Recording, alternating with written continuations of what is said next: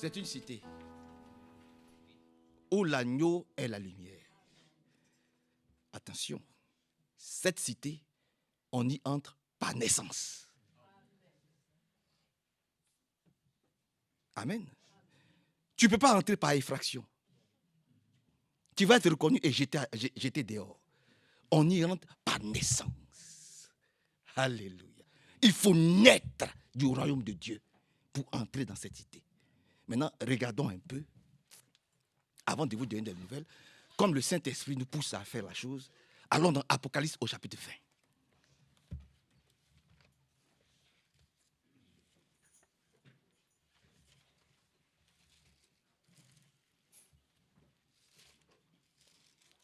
Comment les choses vont se passer? Regardez ce qui est dit dans le livre d'Apocalypse au chapitre 20, à partir du verset 1er. Il est dit, permettez-moi de parler du règne de Milan un peu, une seconde. Puis je vis descendre du ciel un ange qui tenait la clé de l'abîme et une chaîne à la main. Il saisit le dragon, le serpent ancien, qui est le diable et Satan, et le lia pour 1000 ans. Amen. C'est merveilleux. Hein? Il a saisi Satan. Il a saisi le diable, le serpent ancien. Et puis il les a liés. C'est que cet ange, il est plus puissant qu'eux. Parce que pour pouvoir lier quelqu'un, il faut être plus fort que lui. Et en plus, ce n'est pas Dieu. Hein? C'est que l'un de ses anges. Oh, disons Amen au Seigneur. Amen. Alléluia. Les trois, il les a combattus et puis il les a liés. Il le jeta dans l'abîme qu'il ferma et cela au-dessus de lui, afin qu'il ne séduise plus les nations jusqu'à ce que les 1000 ans soient accomplis. Après cela, il faut qu'il soit délié pour un peu de temps. Maintenant vient la chose. Verset 4. Je vis des trônes. À ceux qui s'y assis fut donné le pouvoir de juger. Et je vis les âmes de ceux qui étaient morts sous les persécutions, sous les attaques, à cause du témoignage de Jésus et de la parole de Dieu. Dites Amen. Amen. Donc il a vu les morts en Christ. Ceux qui sont nés dans la maison de Dieu là, et qui se sont couchés.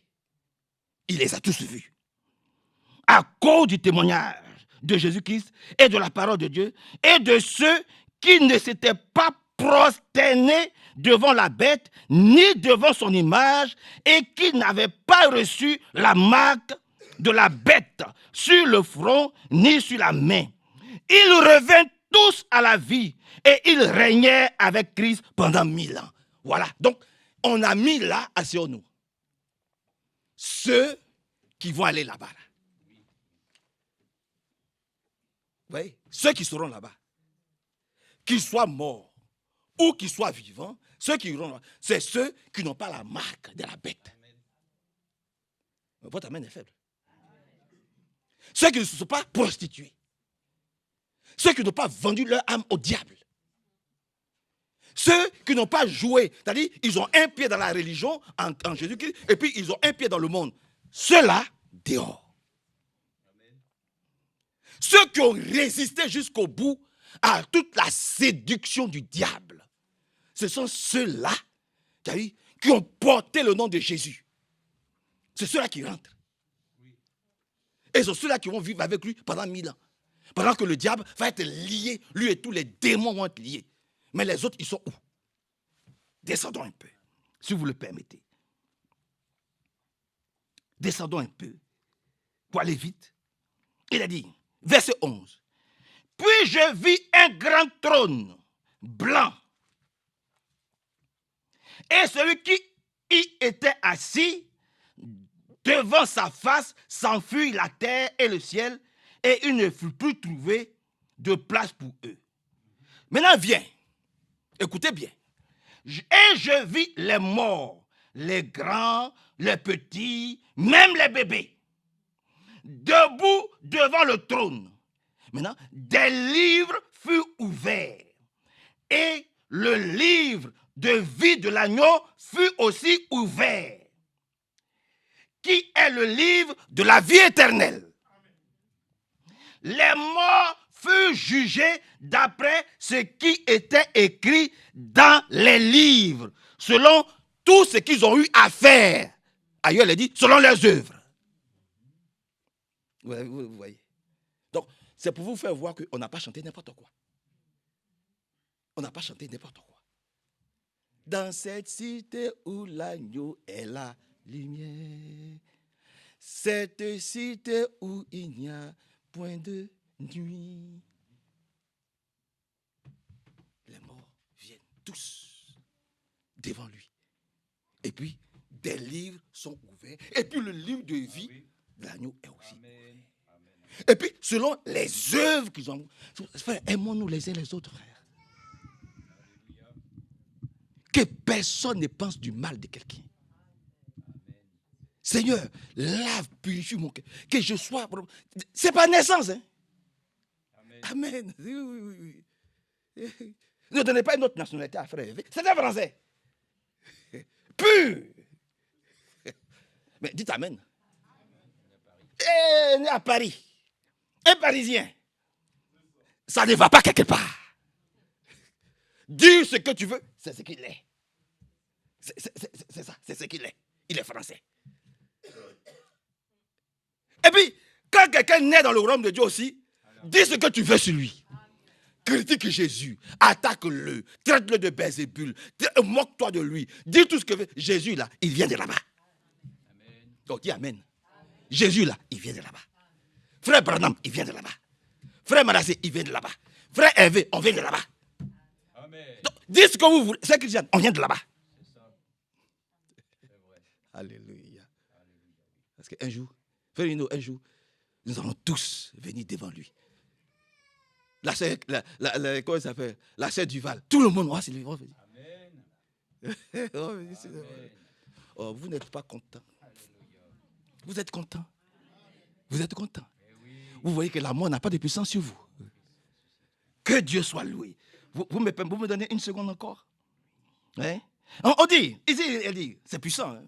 C'est verset 12. Il a dit, et je vis les morts, les grands, les petits, même les bébés, debout devant le trône. Des livres furent ouverts. Et le livre de vie de l'agneau fut aussi ouvert. Amen. Qui est le livre de la vie éternelle. Alléluia.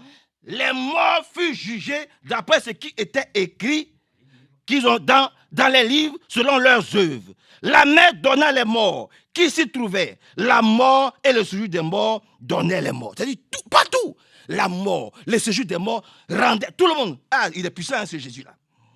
Qui se trouvait. La mort et le séjour des morts donnaient les morts qui se trouvaient et il fut jugé chacun selon ses œuvres. La mort et le séjour des morts fut jeté dans les temps de feu. Oui. Ah oui! Il va arriver un moment où la mort et le séjour des morts est dégagée. Disparaissez. Mais ça, c'est pas pour nous. Arrêtons de jouer avec notre vie. Je vous ai dit que notre vie a de la valeur. C'est vrai. Notre vie a de la valeur devant Dieu Tout-Puissant. Il s'est tissé un corps. Et puis il vient sur cette terre-là pour mourir pour toi et pour moi. Vous pensez que je vais jouer avec ça? Vous pensez que je vais prendre mon corps, ma vie, pour aller traîner dans n'importe quoi? Pour faire plaisir à qui? Pour 5 minutes ou pour 10 minutes? Je vais me prostituer. Je vais me traîner dans la boue. Pourquoi? Oh, que Dieu nous aide à résister au diable et aux séductions du diable. Amen. Il a dit ici. La mer donna les morts qui s'y trouvaient. La mort et le séjour des morts donnaient aussi leurs morts qui s'y trouvaient. Et il fut jeté chacun. Donc la mort et le séjour des morts, il fut jugé chacun selon ses œuvres. La mort et le séjour des morts fut jeté dans les temps de feu. C'est la seconde mort, les temps de feu.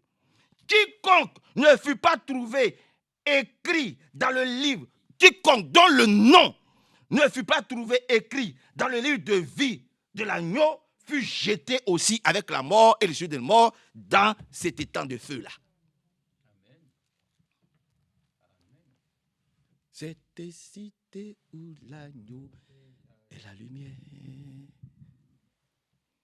Ah oui. Tes œuvres, mes œuvres, nos œuvres, ça nous attend là-bas.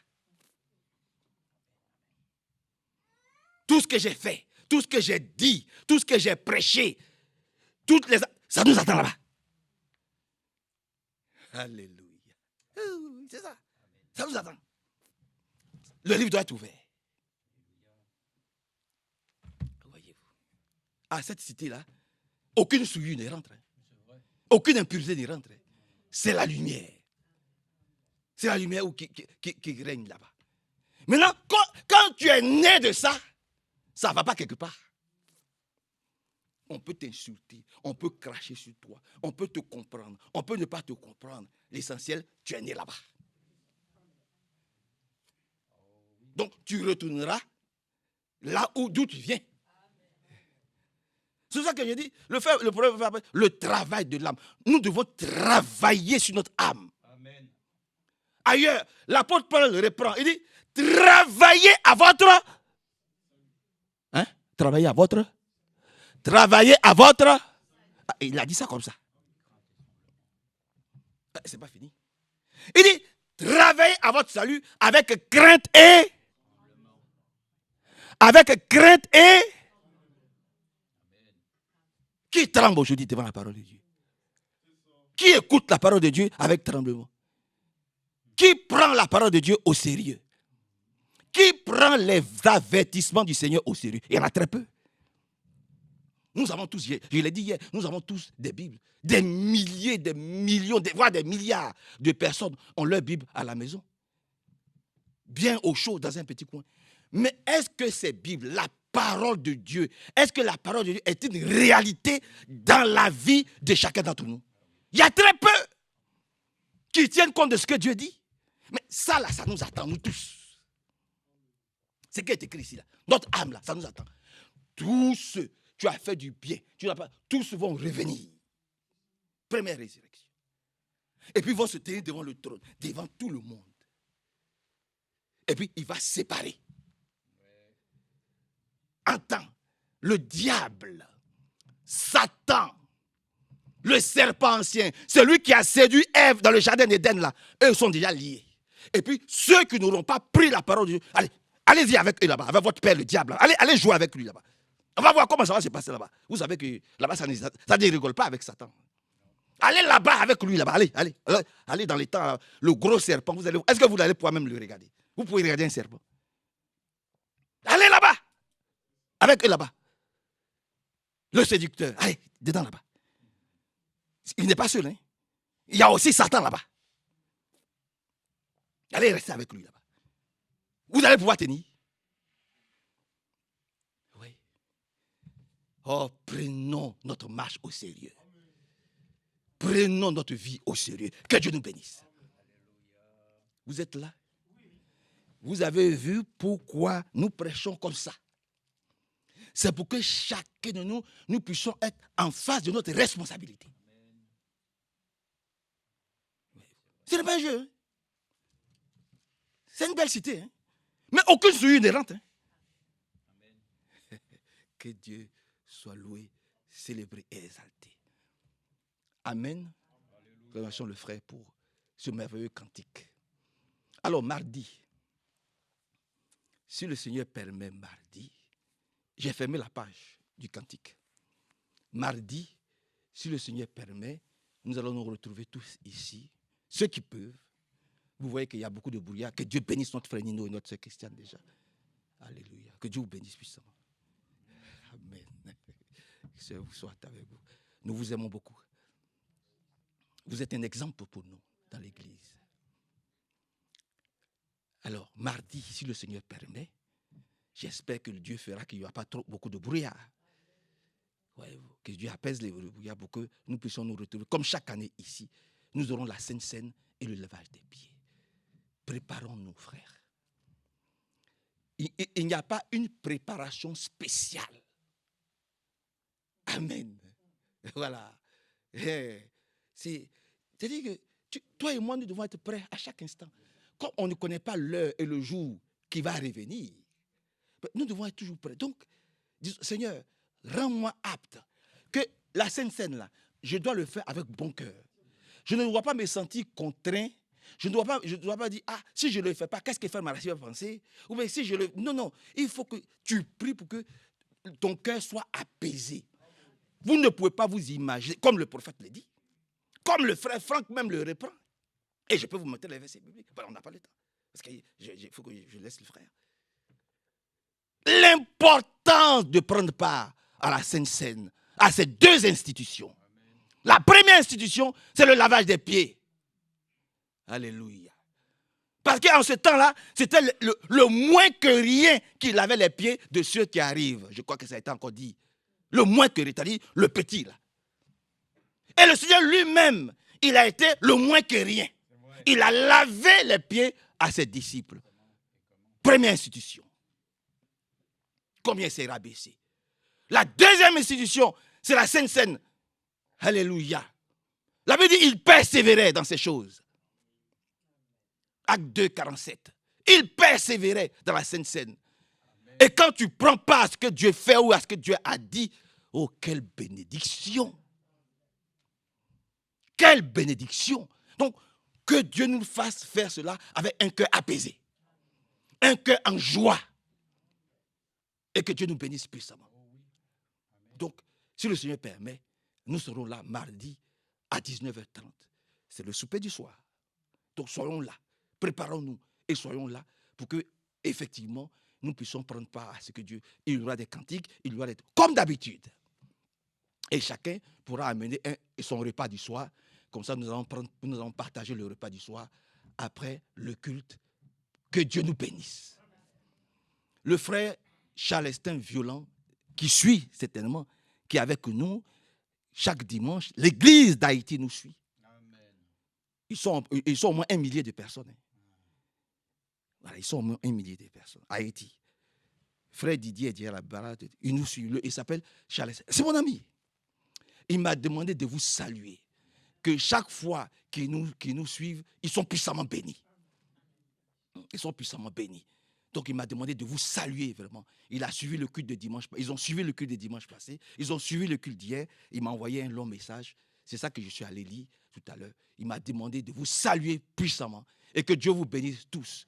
Le frère Isaac Sombo aussi, qui écoute les prédications en chose, certainement qui va suivre.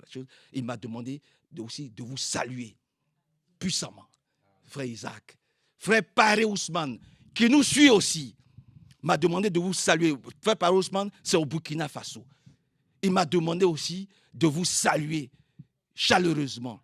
Notre frère Paré Ousmane du Burkina Faso. Évidemment, on a aussi d'autres salutations de frères d'un peu partout.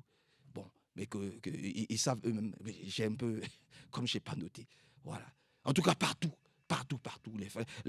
les frères de Cologne qui nous suivent aussi en direct, en Allemagne. Je voudrais les saluer, nos frères de Cologne. Voilà. Je voudrais vraiment les saluer aussi. Le frère Lato, sa femme, que Dieu vous bénisse puissamment, vous aussi, là-bas. Alléluia. Amen. Seigneur, nous remettons le reste du culte dans tes mains. Nous comptons sur toi. Nous nous attendons à toi. Nous avons décidé de nous mettre sur la place publique. Ce qui fait que beaucoup de frères nous suivent en direct ou en différé. Donne à tes enfants, à tes serviteurs, de prêcher ce qui est juste, ce qui est bon, ce qui bénit, ce qui fortifie, ce qui réconforte. Nous comptons sur toi encore aujourd'hui. Prends soin de chacun d'entre nous et que ta parole nous fasse du bien. Oui, parce que ta parole ne peut faire que du bien. C'est la bonne nouvelle. C'est l'évangile de notre salut, l'évangile éternel. Elle ne peut faire que du bien. Ainsi, nous comptons sur toi pour être enrichis encore aujourd'hui, pour grandir spirituellement aujourd'hui. Bénis cette petite assemblée, bénis ton serviteur, bénis nous tous au nom de Jésus-Christ. Amen.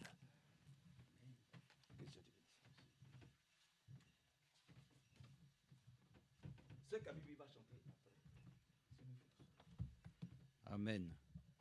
Comme ça, elle a le temps de pouvoir réchauffer sa voix. Que Dieu la bénisse richement. Elle a vaincu aussi le froid. Elle a vaincu aussi les difficultés du transport. Et tout cela fait que le Seigneur saura bénir en retour. Hein, ce que nous ne pourrons pas te donner, le Seigneur le fera lui-même.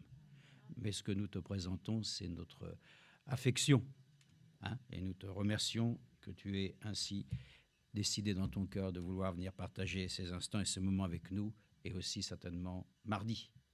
Hein, que le Seigneur accorde son aide et sa grâce. Amen. Nous avons aussi les salutations du frère, je reprends son nom, le frère Joachim Kuba, hein, qui est ainsi à Lisbonne. Que Dieu le bénisse richement. Amen. Il a appelé aussi. Il y avait aussi l'autre frère, hein, frère Alpha, comment tu l'appelles, le frère aussi? Pardon? Et le frère Hilario, voilà, qui était venu une fois et qui avait aussi prêché quelques instants ici un mercredi soir. Que Dieu les bénisse richement. Amen. Amen. Nous sommes reconnaissants au Seigneur. Alors, nous sommes heureux parce que nous avons déjà entendu et nous savons que nous allons à la suite de ce qui nous avait déjà été donné depuis plusieurs réunions par laquelle notre bien-aimé frère Franck a eu à cœur souvent de nous parler ainsi de nouveaux cieux, de nouvelles terres et de cette nouvelle Jérusalem. Et nous sommes heureux parce que comme cela, nous ne sommes pas ainsi à tâtonner, sachant pas trop de quoi on parle. C'est toujours des choses sur lesquelles les chrétiens doivent être ainsi bien éduqués pour que nous ne puissions pas être dans la confusion. Et lorsque nous chantons ce merveilleux cantique ici, j'ai relevé ainsi, cela m'a fait penser bien sûr à ce que nous avions eu à partager cette semaine. Nous avons eu tous, en grande partie en tout cas, dans certaines régions, vraiment un temps qui était très ensoleillé. Et ici, il est dit, ici nous sommes éclairés, mais nous savons que ce soleil qui luit sur nous maintenant se changera en nuage quand nous irons à la cité où l'agneau est la lumière. Amen. Et nous avions vu ce coucher de soleil, et notamment hier aussi, nous avons vu quelque chose d'extraordinaire, alors que nous étions dans un endroit où il y avait la mer et on voyait le soleil, mais les rayons étaient si puissants, cela donnait une coloration du ciel absolument extraordinaire. Vous vous sentiez dans quelque chose de particulier, oui, mais ces choses-là vont disparaître au profit de choses meilleures. Il ne faut pas simplement, s'attentionner aux choses d'ici-bas. Il faut que nous puissions être reconnaissants à Dieu. C'est vrai, nous le voyons, il est tout-puissant, c'est lui qui règne, qui est notre soleil de la justice. Mais toutes ces choses, je dis, si je peux les apprécier ainsi, je dois être en capacité d'apprécier davantage la cité céleste. Parce que là-haut, il n'y a ni jour ni nuit. Tandis que là, il y a un matin, il y a un soir, il y a un coucher de soleil, il y a un lever de soleil. Mais là-haut, il n'y a ni jour ni nuit. C'est pour ça que nous le chantons, cette cité où il n'y a point de nuit. Le frère Luisa, relisons ensemble, parce que c'est important que nous puissions le voir, qu'il y a aussi juste à la suite, alors ce passage de Apocalypse 21, où il est écrit ici au verset 1 directement, « Je vis un nouveau ciel et une nouvelle terre. » Car le premier ciel et la première terre avaient disparu et la mer n'était plus. Eh ben voilà, c'est ce que je viens de dire. Ouais, moi j'ai vu le soleil, j'ai vu la mer, mais la mer ne sera plus. Je serais déçu. Ben, je ne peux pas être déçu. Je sais que ces choses qui sont temporelles sont passagères. Mais la parole de Dieu qui demeure éternellement a elle-même indiqué que de nouveaux cieux, de nouvelles terres vont arriver. Et ça sera supérieur à ce que nous pouvons voir ici. Donc si la mer disparaît, ce n'est pas un problème. Ce n'est pas un problème. Ce n'est pas un problème du tout. Maintenant, il est dit ici simplement, je vis un nouveau ciel. Mais regardez verset 2. Et je vis une autre chose. Je vis descendre du ciel d'auprès de Dieu, la ville sainte, la nouvelle Jérusalem, prête comme une épouse qui s'est parée pour son épouse. Amen. Amen. Deux choses distinctes. Hein? Rappelons-nous les choses.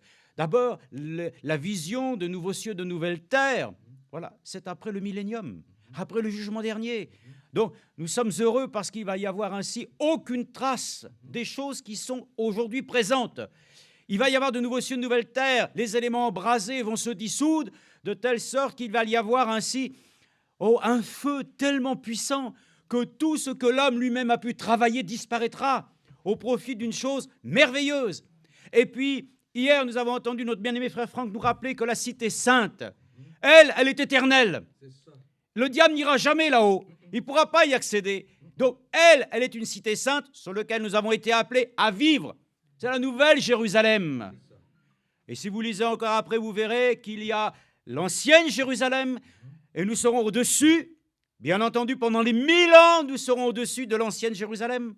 Et là, nous avons entendu comment les rois de la terre viendront. Ils viendront adorer à Jérusalem.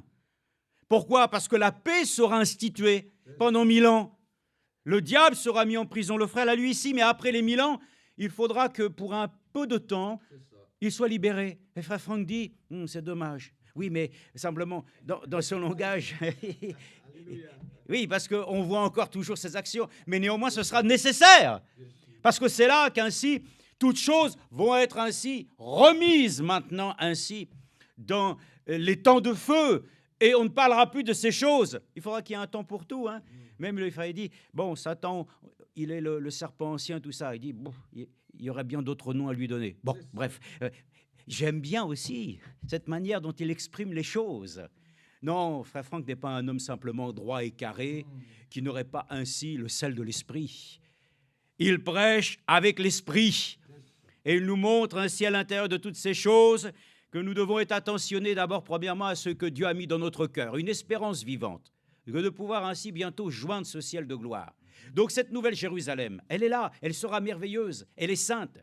Et tous ceux, comme il est écrit ici, qui aussi, à travers cette période que nous vivons, que ceux qui vont ressusciter, nous qui serons changés, si le Seigneur nous en fait grâce, de notre vivant, nous ferons partie de la première résurrection.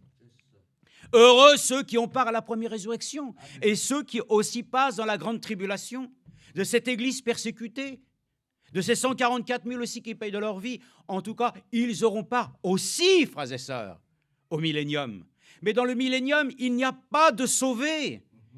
Il y aura des morts, des naissances, mais il n'y aura pas de sauvés. C'est aujourd'hui le jour de la grâce. Mais ceux qui auront part aussi dans la grande tribulation, qui paieront de leur vie, seront aussi de ceux qui sont inclus dans la première résurrection. Mais après les 1000 ans, viendra le jugement dernier, c'est le trône blanc. Alors il est écrit ici que tous seront jugés. Tous ceux qui ainsi n'auront pas eu part à cette première résurrection auront part à la seconde résurrection.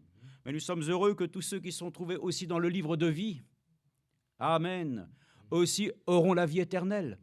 Bon, tout cela, frères et sœurs, ce seront les jugements de Dieu dans son temps. Mais là, les jugements du Seigneur viennent aussi. Le Seigneur va juger la terre. Donc nous sommes juste avant le temps où ne viendront les jugements pour cette terre. Mais ensuite aura le jugement dernier de tous ceux qui auront ainsi pu respirer sur cette terre, qui aura pu ainsi vivre sur cette terre. Dieu devra juger chacun.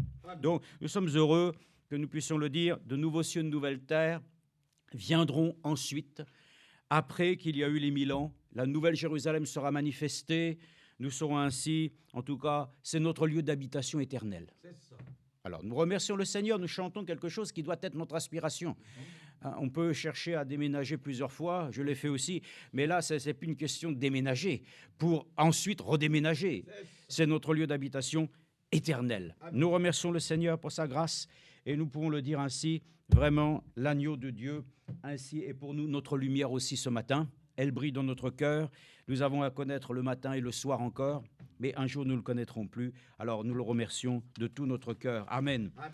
Alors, nous louons le Seigneur. La sœur a dit une petite chose, la sœur Pascal, qui nous a dit que la nuit du 31 au 1er, bon, les transports en commun de la région lyonnaise seront ainsi accessibles jusqu'à 4 heures du matin. Donc, c'est une information qu'elle a communiquée, je la donne, c'est intéressant.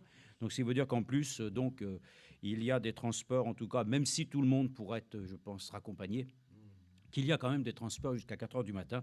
Donc, c'est une chose qui est ainsi intéressante.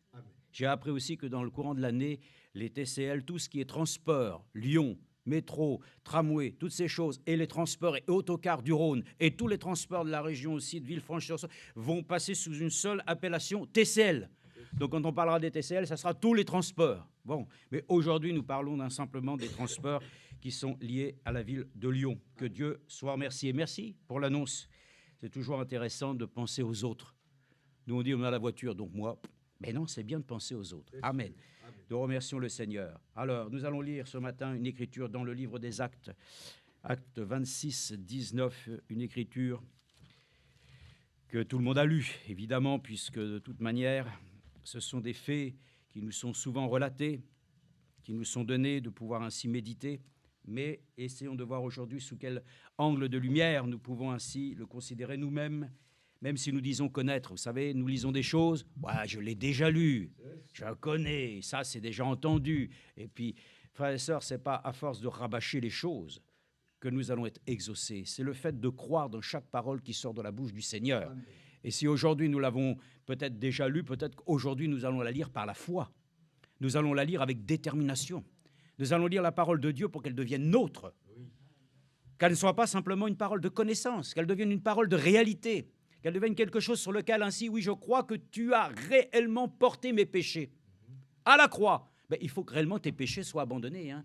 Il faut que réellement tu croies que tes péchés ont été effacés. Il faut croire aussi dans la guérison. Alors la guérison divine, c'est quoi? C'est de manifester en nous la puissance de sa vie pour que nous puissions le dire maintenant, oui, j'ai expérimenté cette chose. Amen. Voilà, que ce ne soit pas simplement pour dire aux autres, oh, le Seigneur, tu sais, il t'a guéri. Mais il faut que nous-mêmes, nous puissions passer par cela afin que nous puissions l'attester réellement. Ne parlons pas simplement de choses parce que nous les connaissons, mais parlons ainsi et soyons des témoins de la foi. Alors lisons dans Actes chapitre 26, verset 19. Le frère a dit qu'il y avait beaucoup de frères qui nous suivent et nous sommes heureux parce que tout simplement un jour nous allons nous retrouver. Nous allons un jour venir de l'Est, de l'Ouest, du Nord et du Sud à la grande table du roi. Ce sera un jour glorieux et merveilleux. Pour l'instant, nous sommes tenus encore par les distances parce que nous vivons dans des dimensions terrestres. Alors nous nous saluons encore ainsi de loin. Mais que Dieu les bénisse. Mais un jour, ce sera de visu, parce que nous pourrons passer de la foi à la vue. Hein, c'est ça? Gloire à Dieu. Pour l'instant, nous devons être simplement dans la foi. Mais un jour, cette foi deviendra visible pleinement et entière. Donc, 26, 19. En fait, il s'agit ici, à partir du verset 15. C'est l'expérience de Paul sur le chemin de Damas. J'écoutais les informations et je voyais tout ce qui se passe à Damas. Je me suis dit, mais que d'événements historiques encore aujourd'hui. Hein. Mais en ce temps-là, il s'est passé une chose glorieuse à Damas. Ce n'était pas ainsi ce que nous avons eu à entendre ces derniers temps, mais il s'est passé un événement merveilleux. C'est qu'ainsi que Paul lui-même devait se diriger vers Damas, avec des courriers, hein, avec des lettres de recommandation, par laquelle ce qu'il faisait était réellement ainsi un service pour Dieu, venant ainsi de religieux qui avaient décidé effectivement de le soutenir, pour qu'il puisse emprisonner les chrétiens, qu'il puisse ainsi les trouver dans les moindres recoins, hein, afin de pouvoir arrêter ce mouvement. Frères et sœurs, on ne peut jamais arrêter le mouvement du Saint-Esprit. On peut essayer, tu peux essayer toi-même de combattre quelqu'un. Hein, tu peux essayer de toute situation, essayer de t'en sortir avec tes propres forces. Mais quand c'est Dieu qui est là aux commandes, tu peux toujours faire ce que tu veux. Hein. Quand cette œuvre vient de Dieu, personne ne peut l'arrêter. Et nous sommes heureux que justement, comme c'est une œuvre que Dieu a commencée en nous, personne ne peut l'arrêter. Amen. Il va l'achever parce que c'est lui qui l'a commencé. L'ennemi pourrait te dire, oui, mais moi je peux venir et te mettre des bâtons dans les roues. Ben, peut-être, mais en tout cas, la roue ne s'arrêtera jamais de tourner. C'est juste. Nous pourrons, frères et sœurs, avoir réellement un jour le résultat de notre labeur. Quand nous paraîtrons devant lui, voilà, il n'y aura plus besoin de considérer toutes ces autres choses. Alors il est dit, je répondis. Alors que Paul s'en va sur le chemin et qu'il est en plein midi, ainsi terrassé par cette lumière puissante qui le touche, et il dit, je répondis. Qui es-tu, Seigneur? Et le Seigneur dit, moi je suis Jésus que tu persécutes. J'espère que nous ne sommes pas ceux qui persécutons le Seigneur. Hein. En fait, quand nous nous rébellions contre sa parole, nous le persécutons. Hein. Mais lève-toi et tiens-toi sur tes pieds, car voici pourquoi je te suis apparu. Je te destine à être serviteur et témoin des choses que tu as vues de moi et de celles pour lesquelles je t'apparaîtrai. Amen. Amen. Je t'ai pris du milieu de ce peuple et des païens vers qui je t'envoie pour leur ouvrir les yeux.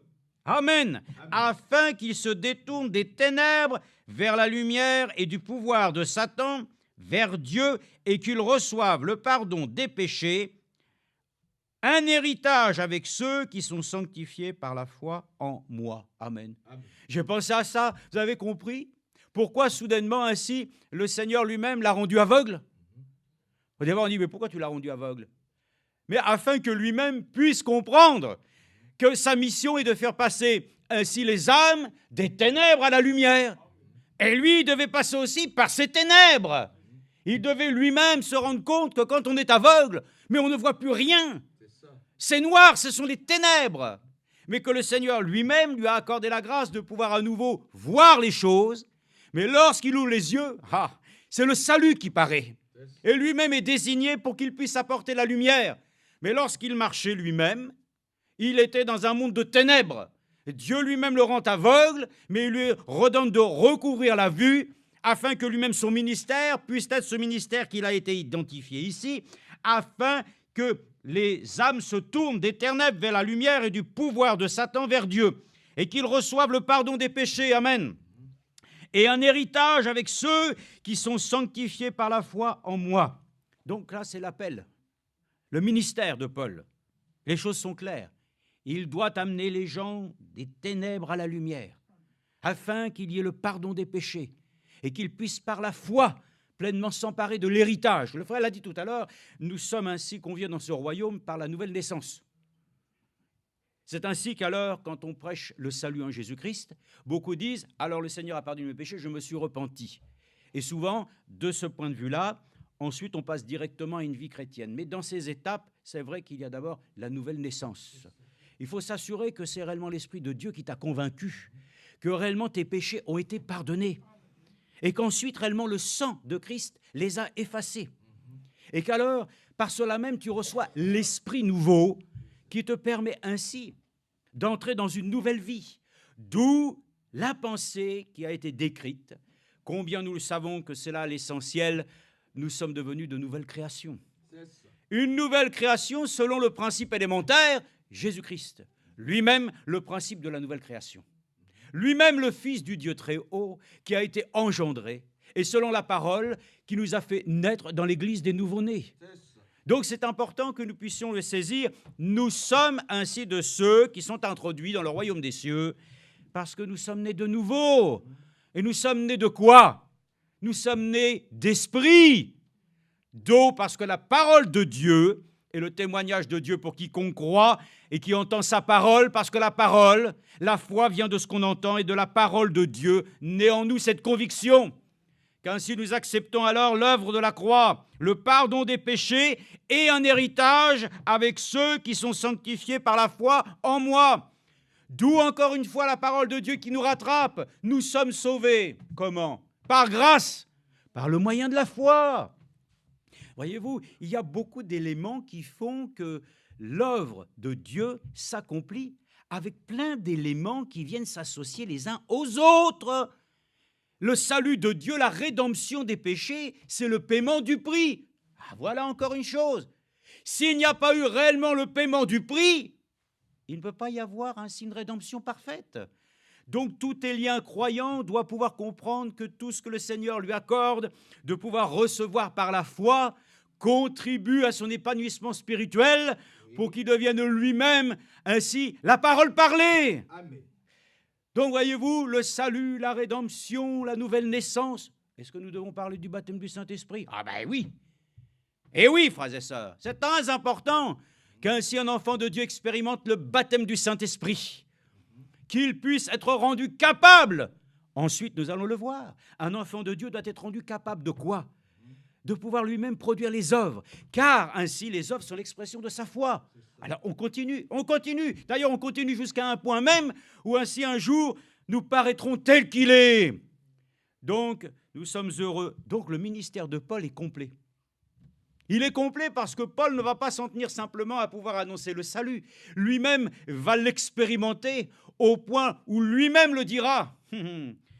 Moi-même, mourir m'est un gain. Christ en nous l'espérance de la gloire. Et encore, il dit, je ne suis pas simplement venu prêcher un évangile qui ne soit pas ainsi puissant, parce que par la démonstration des miracles et des prodiges, Dieu a confirmé que sa parole est vraie. Donc lui-même, ça avait un ministère complet et total. Et nous sommes très heureux. Bon, maintenant, nous pourrions dire ça, mais regardez maintenant. Il y a une chose qui est dite au verset 19. Ainsi, nous le voyons bien. Passer ainsi des ténèbres à la lumière. Est-ce que nous remercions le Seigneur pour cela? Oui, parce qu'avant j'étais ténèbres et maintenant je suis lumière. Dieu lui-même éclaire tout homme. Il est la lumière du monde. Gloire à Dieu. Et cette lumière est parue dans les temps du soir. Zacharie 14, 7. Dans les temps du soir, la lumière paraîtra. Seul Jésus éclaire mon chemin. Tu es une lampe à mes pieds, une lumière sur mon sentier. Amen. Amen. Il faut que la lumière brille aujourd'hui. Il faut qu'elle éclaire mon âme. Il faut qu'elle puisse diriger mon sentier vers celui dont justement, là-haut, nous serons dans une lumière. Amen. Qui ne sera pas une lumière qui peut s'atténuer le matin ou le soir. Non, la cité de Dieu, c'est une lumière permanente. Donc nous sommes appelés à la lumière et ainsi à pouvoir posséder notre héritage. Oh, bien, voilà encore autre chose. Oui, frères et sœurs, notre nouvelle naissance nous introduit dans le royaume des cieux pour être en possession de notre héritage. Nous sommes héritiers avec Dieu et co-héritiers avec Christ. Ah, frères et sœurs, nous devons, et c'est là souvent ce qui blesse, nous ne connaissons même pas le contenu de notre héritage. Mais comme il est dit ici, Paul va, non pas lui-même, mais Dieu va se soucier de notre besoin en suscitant Paul comme étant ainsi un homme qui va pouvoir ainsi, dans tout le temps qui lui est conféré, d'expérimenter son ministère, de nous donner tout le conseil de Dieu. Amen. Paul l'a dit, je vous ai donné tout le conseil de Dieu. Donc, tout est renfermé déjà, frères et sœurs, dans le Nouveau Testament. Voilà pourquoi frère Branham a pu dire, moi j'ai prêché le même évangile. Amen. Amen. Et frère Franck lui-même, et nous allons en lire un peu ce matin. Mais nous allons simplement comprendre que frère Franck lui-même n'a fait que prêcher aussi ce même évangile. Eh bien, écoutez, notre désir, c'est de prêcher le même évangile. Parce que cet évangile a produit ainsi un résultat. Et regardez ce qui est dit, verset 19. Après que l'ordre de mission, après que nous puissions voir exactement quel est le but que Dieu recherche, afin que les âmes soient sauvées, qu'elles prennent possession de leur héritage. Comment? Par une foi commune. Parce que la foi a été donnée au saints une fois pour toutes. Tu le sais? La foi a été donnée au saints une fois pour toutes. Et comme nous l'avons dit hier, nous sommes édifiés sur notre très sainte foi. C'était dans Tite, chapitre 1, il n'y en a qu'un seul. Jude, chapitre 1. Et nous l'avons lu ainsi, que nous pouvons être édifiés sur notre très sainte foi. Alors, avec toutes ces choses, j'ai relevé ce mot. En conséquence, roi Agrippa, je n'ai pas désobéi à la vision céleste, mais à ceux de Damas d'abord, puis de Jérusalem, dans tout le pays de Judée, puis aux païens, j'ai annoncé la repentance et la conversion à Dieu avec la pratique d'œuvres dignes de la repentance. Amen. Amen. La conséquence, frères et sœurs, de notre croyance ne doit pas porter une action différente que celle qui a été amenée en ce temps où Paul lui-même, après avoir reçu ce mandat, il fallait que ça devienne une réalité. Et ce qu'il a pu produire, comme il est dit ici, ça a été la conversion à Dieu des âmes. Voilà pourquoi nous sommes heureux aujourd'hui si nous sommes des convertis. Ah, ça, c'est encore une expression, converti. Ça veut dire quoi, converti? Ça veut dire que nous avons changé de vie. Cette conversion nous amène à Dieu. Ainsi, le ministère de Paul n'a pas amené les gens à lui, mais il a prêché, selon ce qu'il lui-même il a dit, une folie. Il a prêché ainsi Jésus-Christ crucifié et il a amené les âmes à Dieu. Le but, ainsi, et c'est ce que disait notre bien-aimé frère Franck, toute prédication n'a qu'un seul but, c'est d'amener les gens à Jésus-Christ. Amen. Les conséquences, frères et sœurs, de ce que nous entendons doivent produire en nous quelque chose qui doit être ainsi dans la consistance, amen, des promesses de Dieu. Si le fait d'écouter la parole de Dieu ne produit pas en nous, frères et sœurs, une nature divine, un caractère saint consacré à Dieu, c'est que nous avons reçu un autre évangile, que nous avons reçu une autre onction, que nous avons reçu ainsi une autre éducation, que nous sommes en train de nous laisser ainsi amener par une autre instruction, mais celle que le Seigneur nous a prêchée à travers ainsi les ministères authentiques qui nous ont été accordés jusqu'à ce jour ne doivent pas produire ainsi une autre action. C'est-à-dire les gens doivent mourir à eux-mêmes, les gens doivent pouvoir être dépouillés, ils doivent être amenés à l'obéissance, ils doivent être amenés à l'humilité, ils doivent être amenés à ce que Paul a vécu. Ainsi, regardant les choses de ce monde comme de la boue. Mais nous les observons presque encore, je vous le dis, Nous observons encore les choses de ce monde presque avec une attirance. Et nous l'avons dit, quelle est l'attirance? Notre attirance vient de notre influence. Où est notre influence? Notre influence, si elle est, disons, ainsi ciblée sur l'Évangile, elle n'aura que des conséquences bénéfiques. Nous allons le voir, frères et sœurs. Il y a des conséquences. Quand tu parles mal, tu auras des conséquences. Si nous agissons mal, il y a des conséquences. Il y a toujours des conséquences. Le réchauffement climatique, tel qu'il est dit, sans entrer dans aucun débat. Qu'est-ce que j'ai besoin d'aller débattre sur le réchauffement climatique? Je vois bien qu'il fait plus chaud. Je vois bien qu'en tout cas, la planète suffoque. Que les gaz et tout le CO2 qui s'emmagasinent ne peut que simplement nuire, bien entendu, à notre planète. Mais il ne faut pas, frères et sœurs, être scientifique pour comprendre cela. Mais pour nous, frères et sœurs, quoi qu'il en advienne, il y a des conséquences aux actions des hommes. Là, la conséquence est claire. La conséquence, c'est que lui-même, première chose, il n'a pas désobéi à la vision céleste. Alléluia! Amen. Les conséquences d'un enfant de Dieu qui a reçu la parole de Dieu dans son cœur ne désobéit pas à Dieu. Amen. Il est porté dans cette conséquence à laisser le Seigneur lui-même accomplir son œuvre en soi. Amen. Et c'est ce que j'aime. J'aime l'œuvre de Dieu pure et sainte. Amen. L'homme reçoit ainsi quelque chose dans son cœur, un appel. Mais tu vas me dire, mais moi, je ne suis pas Paul. Mais d'accord, moi non plus. Nous ne sommes personne Paul ici, mais nous sommes tous enfants de Dieu, appelés ainsi à son service divin. Nous l'avons chanté tout à l'heure. Fais que de mes mains, je puisse te toucher, de mes pieds, que je puisse marcher, que de mes yeux, je puisse te voir, de mes oreilles, que je puisse t'entendre, que de ma bouche, je puisse te chanter. Qu'il en soit ainsi au nom du Seigneur Jésus-Christ, dont nous sommes heureux, frères et sœurs. Il y a des conséquences. Frères et sœurs, quand les enfants de Dieu se disputent, il y a des conséquences. Quand il y a des problèmes dans les foyers, il y a des conséquences. C'est toujours désastreux. Mais les conséquences d'un enfant de Dieu qui obéit à la parole est égale à bénédiction. C'est ce que le frère l'a dit hier. Nous sommes venus pour rechercher les bénédictions de Dieu. Alors, à quoi Dieu nous a-t-il appelés? Dieu nous a appelés à être des enfants paisibles, des enfants de justice, qui recherchent ainsi parmi toute autre chose, d'abord, premièrement, le royaume des cieux. C'est la chose première. Les conséquences de l'obéissance, c'est la bénédiction. Amen. Et ici, il est écrit, alors, en conséquence, roi Agrippa, je n'ai pas désobéi. Est-ce que nous avons obéi à Dieu tout le temps? Est-ce que nous avons toujours ainsi pleinement accompli ce qu'il savait en nous être son désir? Ben non. C'est pour ça que nous avons encore besoin de nous humilier sous sa main puissante, de nous repentir, d'avoir ainsi la possibilité donc de le voir. Tout comportement, quel qu'il soit, bon ou mauvais, a des conséquences. Et nous voulons que les conséquences de notre foi produisent la bénédiction. Amen. Si ça ne produit pas la paix, ça ne produit pas ainsi le fruit de l'esprit, mais il faut que nous puissions changer de régime alimentaire.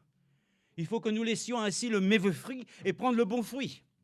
Il faut que nous soyons reconnaissants à Dieu. Alors, regardez comment nous pouvons voir les choses. D'abord, nous allons lire ensemble dans Hébreux chapitre 4, verset 14. C'est important de ce que nous devons considérer encore ce matin. Paul lui-même, recevant ainsi cet ordre de mission, n'a pas commencé à regarder à lui. Et j'ai pensé simplement à Moïse. Moïse lui-même a commencé d'abord, première chose, à considérer dans son appel qu'il n'était pas en capacité de pouvoir lui-même parler correctement. Il avait des difficultés de langage. Est-ce que tu crois que le Seigneur va s'arrêter à tes difficultés? Là où il y a des difficultés, le Seigneur fera toutes choses pour y amener ainsi encore sa grâce, pour que là où tu es faible, tu deviennes fort. Il utilisera tes faibles capacités pour justement qu'entre ses mains, cela devienne pour lui valable. Mais quand l'homme veut utiliser ses propres capacités, c'est un désastre. Il faut tout lui remettre à lui. Et nous pouvons le dire, Seigneur, c'est dans la faiblesse que je me sens le meilleur. Parce que c'est dans la faiblesse parfaite que Dieu exprime sa puissance totale. Remercions le Seigneur que nous ne puissions pas d'abord considérer les faiblesses. Les enfants de Dieu qui devaient s'emparer du pays promis, ayant vu les choses de leurs yeux, Écoutez, frères et sœurs, nous aussi, on voit les promesses de Dieu. À œil nu, hein, on peut les lire et on les voit, c'est merveilleux. Mais dès qu'il y a commencé à avoir quelques difficultés, alors nous sommes comme eux. Au lieu de considérer ce que Dieu a dit, va et empare-toi du pays promis, eux-mêmes venant avec des preuves tangibles, que, comme le frère l'a dit, le raisin, même je ne sais pas si un ou deux on arriverait à le porter. Hein, mais peu. En tout cas, ils ont vu ça. Le même Dieu qui leur a montré que ce qu'il leur avait dit qu'ils trouveraient, et qu'ils l'ont vu, et qu'ils en ont ramené, ben là, ils ont commencé à dire, ben alors, c'est merveilleux, gloire à Dieu. Non, il a suffi simplement qu'un peu d'incrédulité leur dise, oui, mais, nous sommes trop petits. Nous aussi, hein, nous sommes trop petits, hein. Mais nous sommes avec le privilège d'être enfants de Dieu. Et un enfant de Dieu est plus grand que n'importe quel homme sur cette terre qui se prétend être quelque chose. Nous ne sommes pas trop petits ce matin. C'est le grand Dieu qui en nous rend grands, comme le grand Dieu qui est saint, qui nous sanctifie. Donc nous sommes heureux, ne voyons pas et n'observons pas d'abord les apparences avec nos yeux et nous dire d'abord, bah oui, je constate. Et par cela même, je suis en train de considérer ma situation personnelle. Mais Paul n'a pas considéré, alors à cet instant-là, sa position qu'il avait, mais il dit en conséquence de ce que moi j'ai reçu. Alors, je le savais, cela ne pouvait pas venir d'une autre source, parce que tu as dit toi-même, qui es-tu? Et moi je t'ai posé la question, qui es-tu? Et tu as dit, je suis Jésus que tu persécutes. Amen. Amen. Il n'y avait plus à résister. Amen. Un chrétien qui a confiance en son Dieu ne résiste pas. Et il ne cherche pas simplement alors à dire, oui, mais alors, bon, ça va être très difficile, ça va être très compliqué. Lisons simplement dans Hébreux, regardez comment il est dit, Hébreux chapitre 4. Ça, c'est la base même de toute, ainsi, disons, implication dans la lecture de la parole de Dieu. C'est de se dire que cette écriture nous a été donnée pour nous.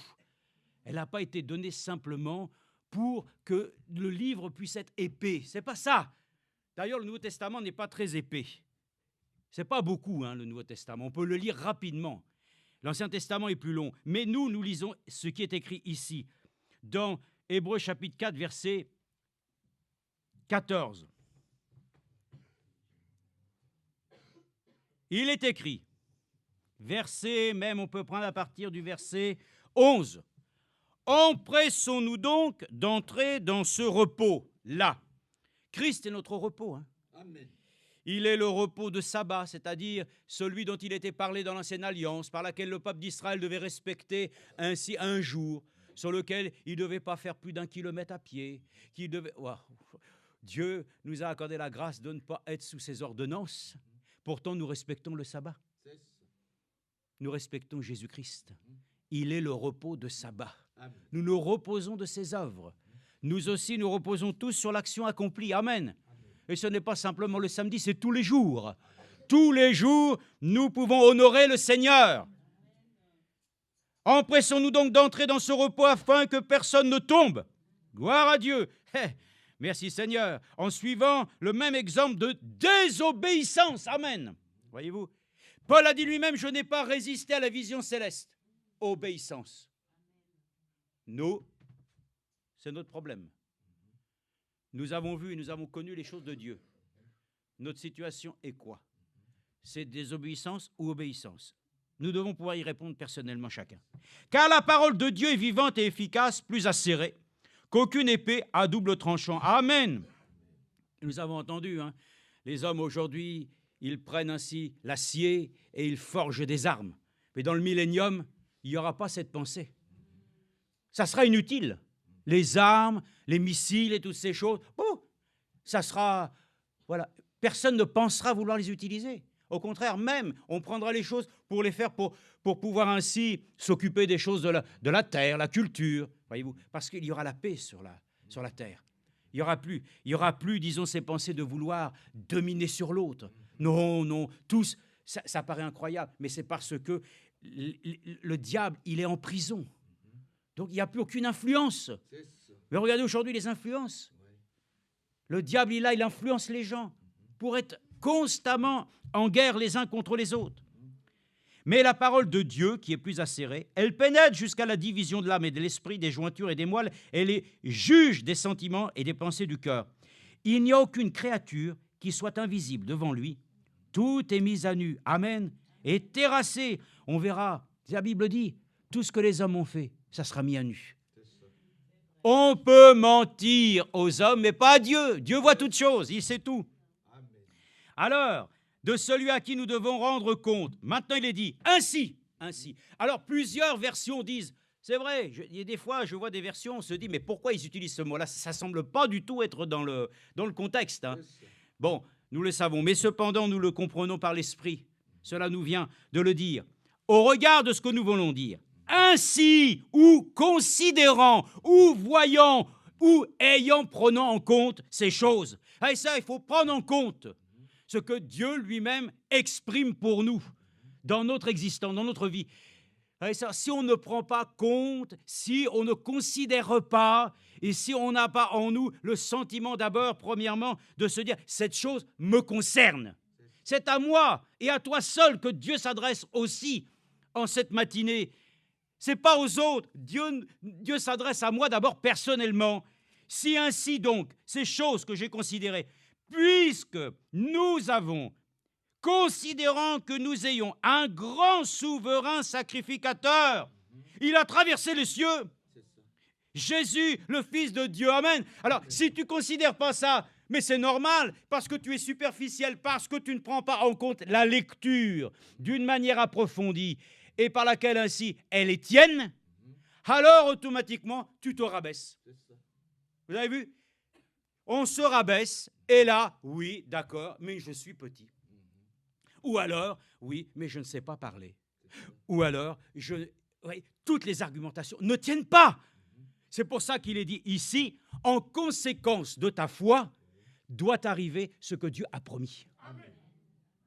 Voyez-vous, les conséquences de la foi produisent ce que Dieu lui-même a dit. Si je considère le texte que la parole de Dieu, de ce qu'elle est réellement, de voir que réellement elle est acérée pour pouvoir ainsi travailler en profondeur dans mon âme. Le frère l'a dit, nous pourrons le lire aussi encore, mais nous devons prendre soin de notre âme. Nous devons veiller sur elle. Elle est plus précieuse que n'importe quoi d'autre. Et notre âme rachetée au prix du sang ne peut pas mourir. Alléluia. Et nous sommes heureux alors de considérer ainsi que cette parole elle-même ne peut pas nous trahir. Donc, si nous considérons le grand souverain sacrificateur qui a traversé les cieux, Jésus, le Fils de Dieu, tenons fermement la confession de notre foi, car nous n'avons pas un souverain sacrificateur incapable de compatir à nos faiblesses, amen. Il le sait, il n'y a pas besoin de pouvoir constamment lui dire, il le sait que tu es faible, mais il a dit que le faible devienne fort.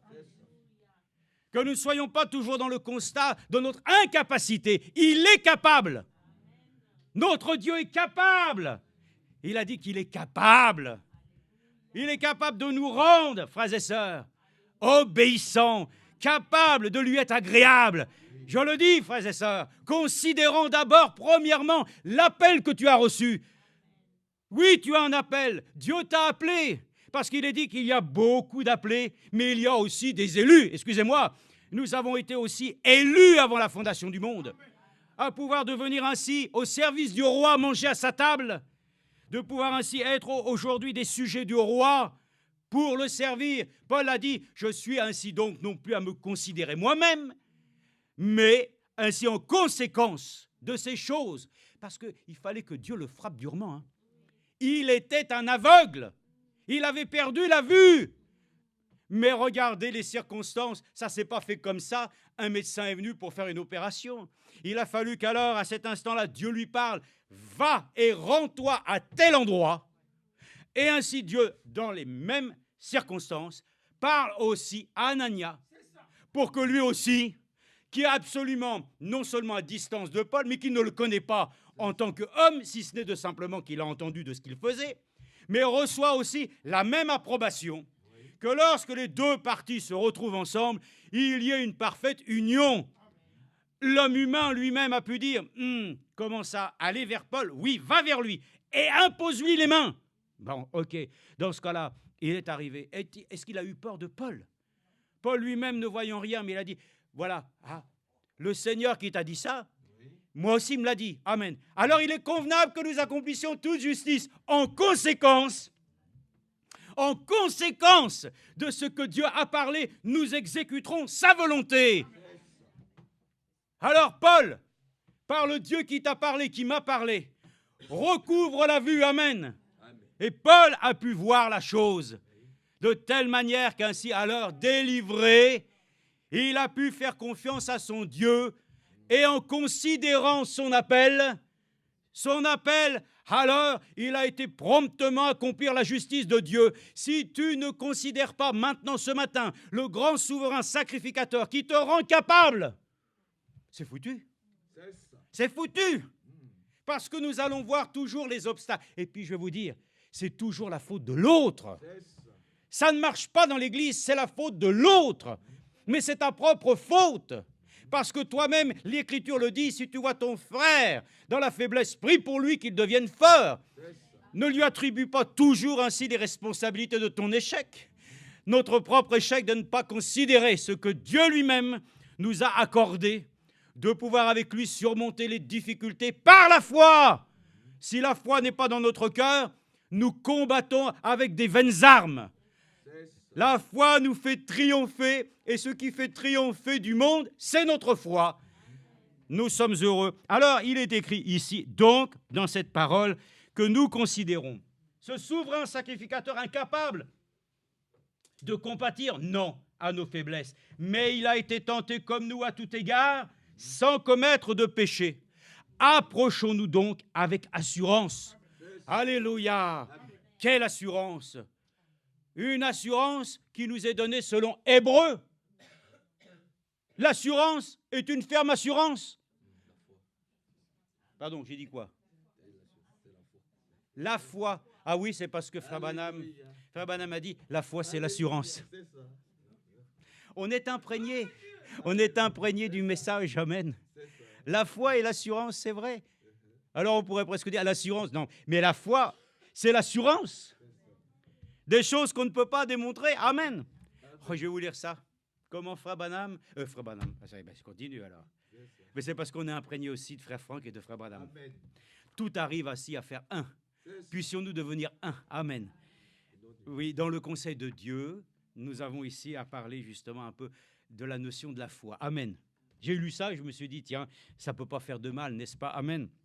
Mais nous disons ici donc, ainsi, approchons-nous donc avec assurance du trône de la grâce, afin d'obtenir miséricorde et de trouver grâce en vue d'un secours opportun. Amen. Amen.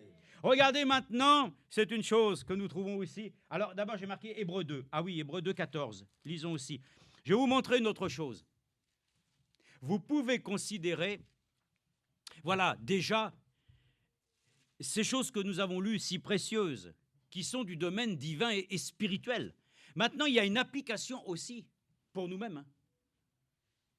Cette parole de Dieu ne va pas simplement rester une théorie, elle devient une pratique. Et vous allez voir comment ça s'est produit, et c'est par la foi que ça peut s'accomplir. Si on a foi dans la parole de Dieu, c'est la chose que nous allons voir. Mais nous allons voir avant, d'abord, lisons dans Hébreux chapitre 2, ainsi le verset 14. Ainsi donc, regardez bien, encore ainsi donc. En conséquence, puisque les enfants participent au sang et à la chair, lui aussi, d'une manière semblable, y a participé, afin d'écraser par sa mort celui qui détenait le pouvoir de la mort, c'est-à-dire le diable. Il a rendu à l'impuissance et de délivrer tous ceux qui, par crainte de la mort, amen, étaient toute leur vie retenus dans l'esclavage. Voyez-vous pourquoi Paul a eu cette grande mission? C'est de nous faire rentrer dans l'héritage. On pourrait reprendre comment il est dit, vous savez. Il y avait donc, et on va le voir, du temps d'Abraham, et il y avait bien entendu, et ça a été repris, je crois, dans Romains par Paul, où il a dit, mais nous sommes nous-mêmes entrés dans l'héritage de quel enfant? De la femme libre ou de la femme esclave? Nous avons vu comment les choses se sont passées. Mais la véritable promesse que Dieu avait donnée, c'est par là même que nous sommes entrés nous-mêmes dans l'héritage. C'est par la femme libre, pas par la femme esclave. Pourtant, c'est vrai, Dieu était obligé de bénir. Hein. Hey, il y avait 2 enfants qui étaient issus d'Abraham. Mais celui qui a hérité de la promesse, c'est l'enfant à même de la femme libre. Et nous pouvons le dire, comment pouvons-nous être libres? Ceux qui sont nés de l'esprit. Parce que là où est l'esprit, là est la liberté. Nous ne sommes plus esclaves, frères et sœurs, des lois. Et je pense que ce message, frères et sœurs, pour beaucoup est devenu à nouveau une loi. Ne fais pas ci, ne fais pas ça. Nous devons ainsi devenir ainsi des automates. Mais nous sommes ainsi des fils et des filles du Dieu très haut, qui marchent ainsi sous le commandement de Dieu. Et nous pouvons le dire alors, nous avons été délivrés de toute crainte.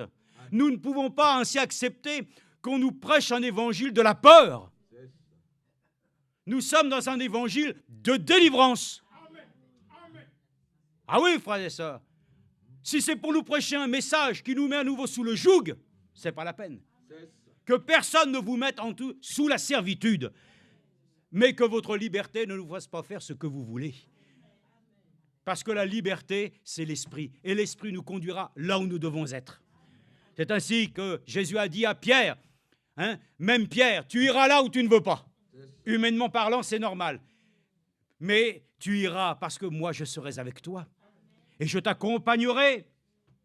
Il est dit de délivrer tous ceux qui, par crainte de la mort, étaient toute leur vie retenus dans l'esclavage. Nous sommes cette église des premiers-nés.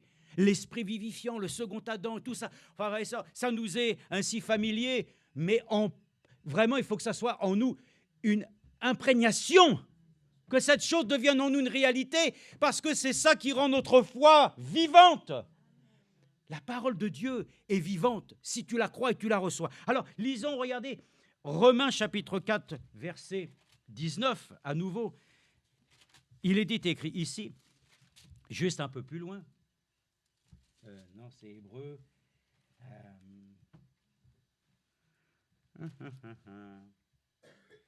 C'est peut-être pas dans Hébreu. Bon, on va le lire. Écoutez, c'était simplement pour vous montrer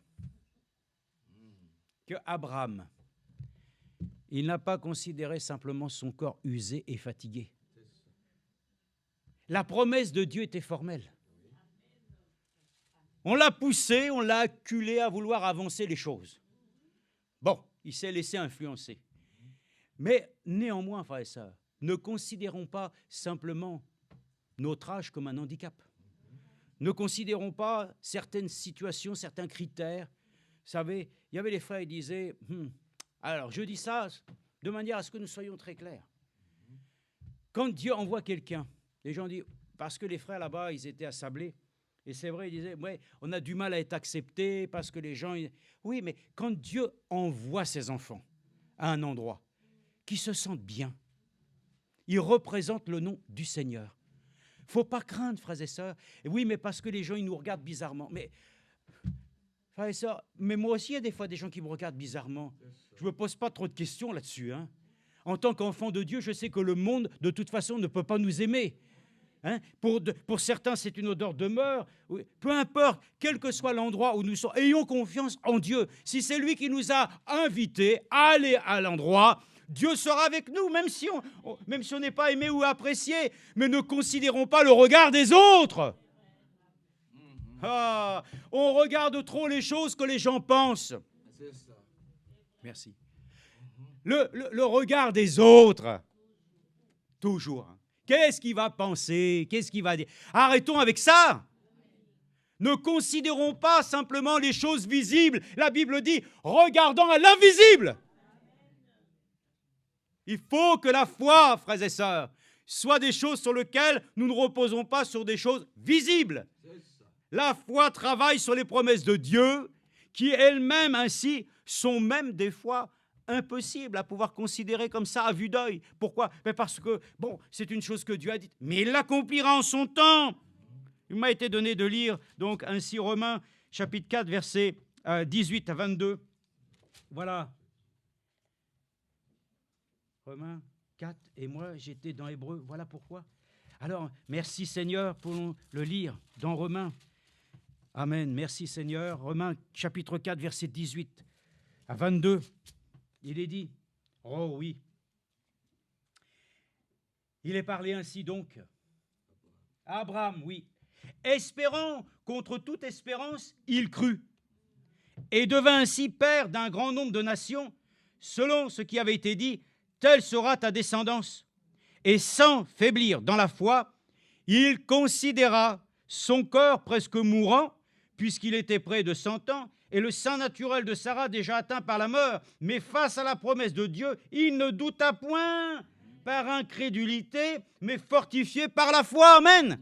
Si tu regardes toi-même à vue d'homme, à vue d'œil comme ça, si tu considères aussi les choses extérieures, mais il n'y a rien pour te rassurer. Mais il est dit, considérant les choses, considérant le grand souverain sacrificateur.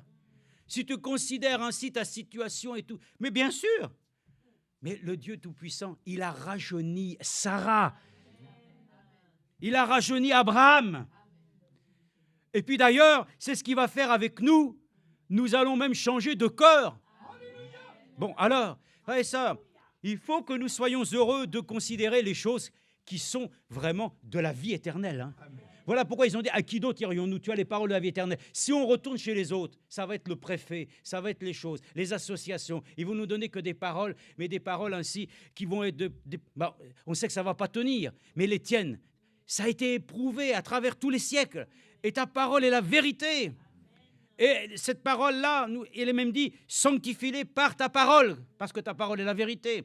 Donc cette parole ainsi, nous sommes heureux de pouvoir ainsi ne plus considérer simplement. Même il est dit, lui, regardons son vieux corps. Mais qu'est-ce que tu vas faire, Seigneur? Comme si que moi et ma femme, on va pouvoir encore procréer. Oui, mais Dieu, il est puissant. De telle manière que là où ce n'est pas possible, il rend chose possible. Et puis, en plus, il les a rajeunis. Donc, nous sommes heureux. Lisons aussi 1 Thessaloniciens, chapitre 5, verset 12.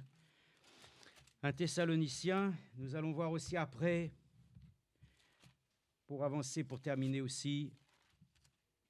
Si un enfant de Dieu considère alors les choses comme elles doivent être considérées, comme Paul les a considérées, il y a une conséquence. Écoutez, la foi, elle a une conséquence. Si tu crois, tu verras la gloire des hommes.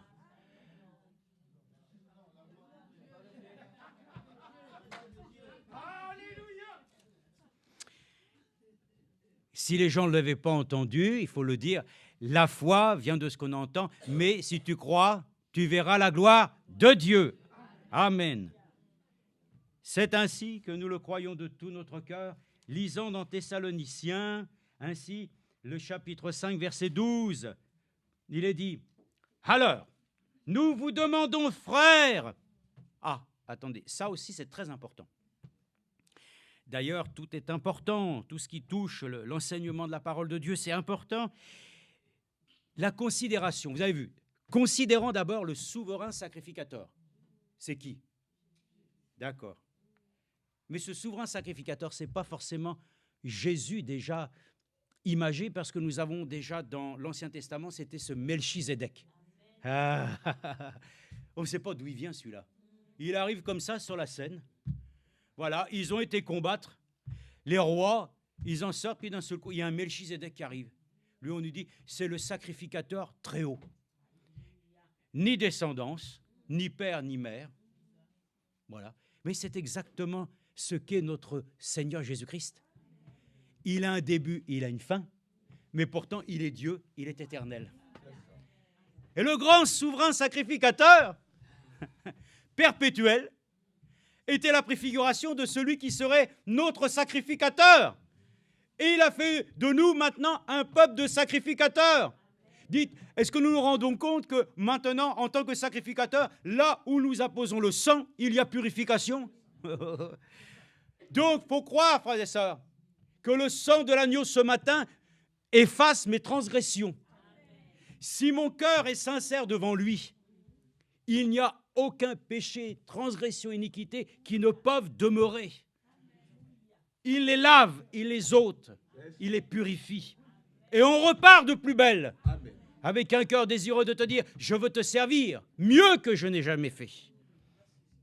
Donc c'est important, frère et sœur. Le grand souverain sacrificateur, c'était désigné par Melchizedek, roi de Salem, roi de paix, Jérusalem.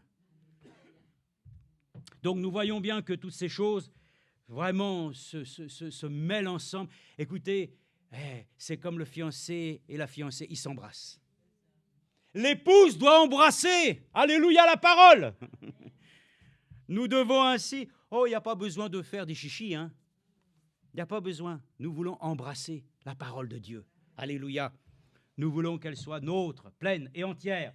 1 Thessaloniciens, il est dit. Donc, nous vous demandons, frères, d'avoir de la considération. Donc, première chose, pour la parole de Dieu, pour l'action de ce que notre Seigneur, l'accomplissement des choses. Et nous voyons bien qu'alors, Paul lui-même en a tiré des conséquences. Moi, j'en tire une conséquence. Je suis enfant de Dieu. Et en tant qu'enfant de Dieu, j'ai part aux promesses de Dieu. Et dans les promesses de Dieu, il y a tout. La guérison, le pardon, tout. Il me prend en charge. Amen. Ensuite, la deuxième considération, c'est de ne plus considérer simplement ton état, ni de regarder aux autres, mais regardant à Jésus qui suscite la foi. Troisième chose, regardez. Nous vous demandons, frères, d'avoir de la considération pour ceux qui travaillent parmi vous, qui vous dirigent dans le Seigneur et qui vous avertissent. Ah, la considération pour des choses qui sont là au milieu de nous. Nous ne demandons pas une considération, bien sûr, particulière où les gens doivent, quand ils nous rencontrent, s'abaisser devant nous. Abaissez-vous toujours devant le Seigneur. Humiliez-vous toujours sous sa main puissante. Les hommes ne sont que des hommes, au service du Dieu très haut. Mais le respect, c'est une chose importante.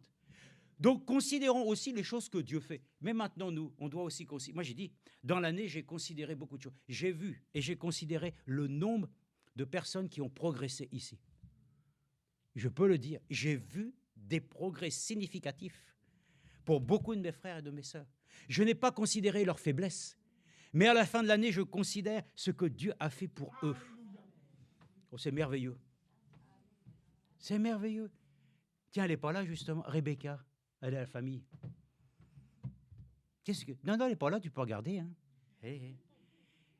Mais nous avons vu aussi comment le Seigneur l'a bénie, comment sa vie consacrée. Elle l'a amené aussi avec nous. Amen.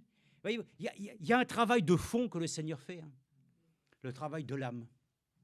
Et je peux dire que cette année, le Seigneur a fait. Et nous devons considérer ces choses. Maintenant, considérez ceux qui travaillent, qui dirigent dans le Seigneur et qui vous avertissent. Ayez pour eux la plus haute estime, avec amour, à cause de leur œuvre, soyez en paix entre vous. Amen. Oui, considérons aussi les choses qui sont, voilà, que Dieu a établies. Ayons aussi de la considération, frères et sœurs, pour ceux, voilà, qui nous ont aussi précédés. Et nous sommes toujours dans la joie de mentionner, eh bien, tout ce qu'ils ont pu accomplir de la part du Seigneur. Donc, ainsi, demandons, ayons de la considération aussi les uns pour les autres. Hein? Ne nous détestons pas. Aimons-nous. Pardonnons-nous. Supportons-nous. Ce n'est pas facile, mais le Seigneur le fera. Amen. Maintenant, je voudrais vous dire ici, Daniel chapitre 6, regardez, pour montrer juste après que les conséquences de notre croyance dans ce que Dieu dit va être déterminante. Et pour cela, avant, il faut que nous puissions le dire, nous devons tenir compte aussi de l'avertissement. Dans notre temps, ceux qui n'ont pas fait attention à l'avertissement que Dieu nous a donné, à travers le message biblique, le message que nous disons être de Frère Branham, non, il n'y a pas de message de Frère Branham, c'est le message que Dieu a donné à son serviteur, notre bien-aimé Frère Branham, qui nous a avertis de l'état de l'Église. L'Église se croit riche, elle se croit forte, elle se croit puissante, mais elle est pauvre et malheureuse. Elle doit se procurer du collyre. Combien nous remercions le Seigneur que sa parole nous est parvenue et que son conseil ainsi nous accorde de savoir comment nous devons nous comporter dans la maison du Seigneur, que ce message doit réellement prédisposer ainsi un peuple pour sa venue. Bon, toutes ces choses, c'est merveilleux. Maintenant, regardez, de quoi nous pouvons prendre compte aussi, c'est dans Samuel, au chapitre... Non, dans Daniel, chapitre 6, verset 10. Daniel. Parce que Daniel exprime une chose ici. C'était du temps où, vous savez, le roi avait fait un édit, c'est-à-dire il avait ordonné qu'on puisse adorer la statue. Bon, ça, tout le monde le connaît, mais on va le lire. Il faut que je trouve. Daniel, chapitre 6.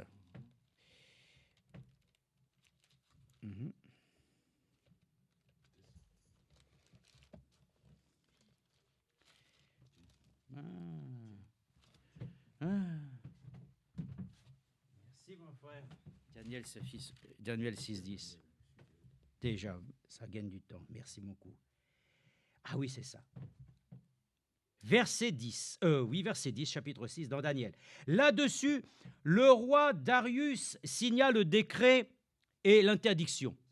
C'était pendant un mois de pouvoir adorer aucun autre Dieu que celui que lui-même avait décrété comme étant le seul, représenté par la statue. Frère Branham dit même que cette statue, en fin de compte, c'était Daniel. Bon, tout ça, vous pouvez le lire, vous voyez comment la chose... Donc, c'était pour lui. Voyez, on ne peut pas adorer un homme, ce n'est pas possible. Quand bien même cet homme-là, il est un homme de Dieu affermi, nous devons porter toujours nos regards vers le Créateur. Toujours. L'homme de Dieu, on doit avoir de la considération. Mais on doit d'abord considérer Dieu et sa parole. On doit aimer d'abord le Créateur plus que la création. Donc, il est dit ici, lorsque les choses ont été dites, lorsque Daniel sut que le décret était signé, il monta dans sa maison, où les fenêtres étaient ouvertes dans la direction de Jérusalem, et 3 fois par jour, il se mettait à genoux. Il priait et louait son Dieu, comme il le faisait auparavant. Alors ces hommes entrèrent tumultueusement et trouvèrent Daniel qui suppliait et invoquait son Dieu. Puis ils allèrent trouver le roi et lui parlèrent de l'interdiction royale. N'as-tu pas signé une interdiction portant que quiconque dans l'espace de 30 jours adresserait des prières à quelque dieu ou à quelque homme, excepté à toi, ô roi, serait jeté dans la fosse aux lions? Le roi répondit, la chose est certaine, selon la loi des Médès et des Perses, qui ne peut être abrogée. Ils prirent de nouveau la parole et dirent au roi Daniel, l'un des déportés de Juda, n'a tenu aucun compte de toi. Amen. Ouais, ça, on ne doit pas tenir compte des hommes. Voilà pourquoi il est dit, nous devons plutôt obéir à Dieu plutôt qu'aux hommes. Il faut tenir compte d'abord de ce que Dieu dit. Lui-même, quand il a entendu ça, qu'est-ce qu'il a fait? Il aurait pu rester chez lui tranquille. Non, il a ouvert ses... Il n'a rien de changé. Pour lui, l'adoration à son Dieu était la même. Et ça, quand Dieu nous avertit de choses, nous devons avoir ainsi une attitude qui doit être en considération des choses que nous avons reçues. C'est-à-dire, si nous savons qu'aujourd'hui, nous devons adorer Dieu en esprit et en vérité, n'ayons pas honte d'avoir ainsi été baptisés au nom du Seigneur Jésus-Christ. Il y a une conséquence immédiate.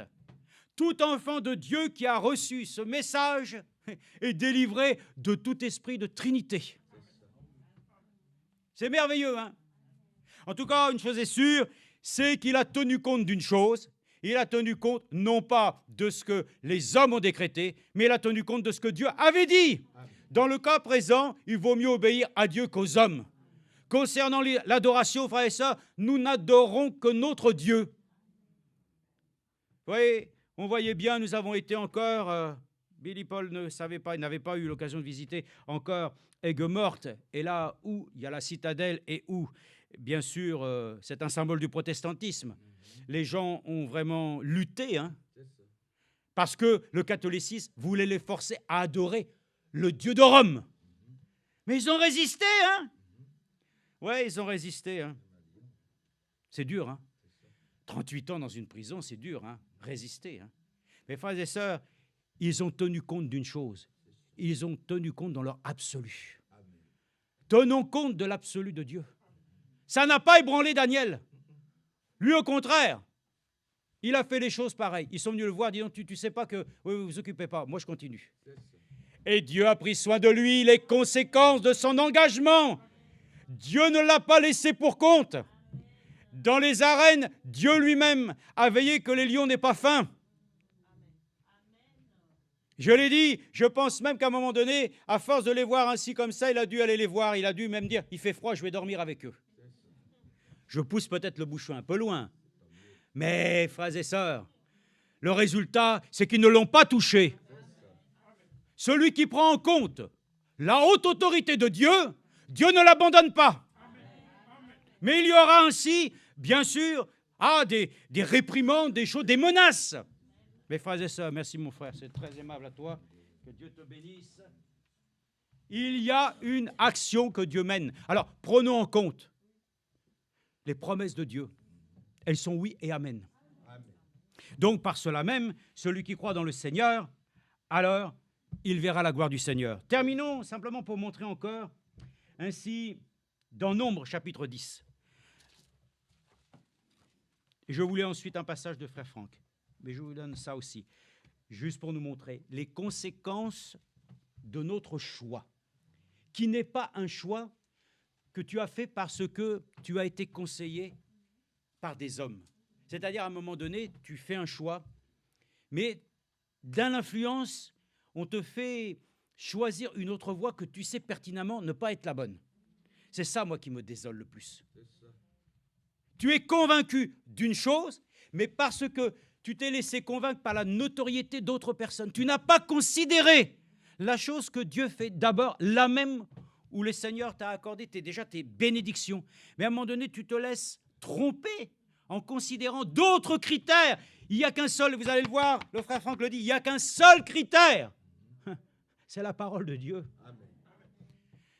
C'est ça qui est important. Lisons d'abord ça dans Nombre chapitre 10. Dans le livre des Nombres, là je vais trouver. Dans le livre des Nombres, on trouve ça au chapitre 10. Au chapitre 10, et ce sont les versets 29 à 36. Nous avons lu aussi hier dans Deutéronome concernant les bénédictions de Dieu. Nous y reviendrons très courtement, mais lisons dans Deutéronome. Nombre 10, versets 29 à 36. Nombre 10, voilà, j'y suis, 29 à 36. Nous pouvons le lire. Moïse dit à Hobab, fils de Réuel, le Madianite, beau-père de Moïse, nous partons pour le lieu dont l'Éternel a dit, je vous le donnerai. Amen. Amen. Donc s'il l'a dit, ça doit s'accomplir. Donc viens avec nous et nous te ferons du bien. Car l'Éternel a promis de faire du bien à Israël. Oui, mais il a promis aussi de nous faire du bien à nous. Hein. Hobab lui répondit, je n'irai pas. Ah bon? Oh là là, qu'est-ce qui t'arrive? Attends. Mais il dit, moi j'irai dans mon pays et dans ma parenté. Ouh. Non. Moïse dit, ne nous quitte pas, je te prie, puisque tu connais les lieux où nous campons, dans le désert. Tu nous serviras de guide. Et si tu viens avec nous, nous te ferons jouir du bien que l'Éternel nous fera. Amen. Amen. Celui qui vient à la suite du Seigneur et qui suit, je dirais, le conseil divin, il sera béni. Nous aussi aujourd'hui, frères et sœurs, nous tenons compte de ce que nous entendons de la parole de Dieu. Hein, et nous faisons notre choix en faisant non pas un choix avec des critères qui nous portent ainsi dans l'équivoque, mais nous sommes convaincus, frères et sœurs, que l'Esprit de Dieu qui nous parle n'a pas besoin d'être argumenté. Frères et sœurs, que nos choix soient clairs, qu'ils ne soient pas simplement argumentés parce que l'un dit une autre chose. Alors, je prends des décisions de suivre plutôt là que plutôt là. Suivons le Seigneur, étant convaincus que nous-mêmes, nous avons foi dans sa propre parole, que nous avons ainsi éprouvé les choses, afin, comme nous l'avons dit, qu'en conséquence de ce que tu as entendu, tu puisses dire en toi-même, j'ai décidé en mon cœur de suivre Jésus-Christ, de suivre sa parole. Et si tu le fais, alors comme il a été écrit ici dans Deutéronome 28.1, ça a été dit hier, nous le reprenons, parce que dans le fond, c'est bien là ainsi où tout repose, bien entendu, tout repose les bénédictions que le Seigneur a dit. Si tu obéis, chapitre 28, si tu obéis bien à la voix de l'Éternel ton Dieu, en observant et en mettant en pratique tous ces commandements que je te prescris aujourd'hui, l'Éternel ton Dieu te donnera la supériorité sur toute la nation de la terre.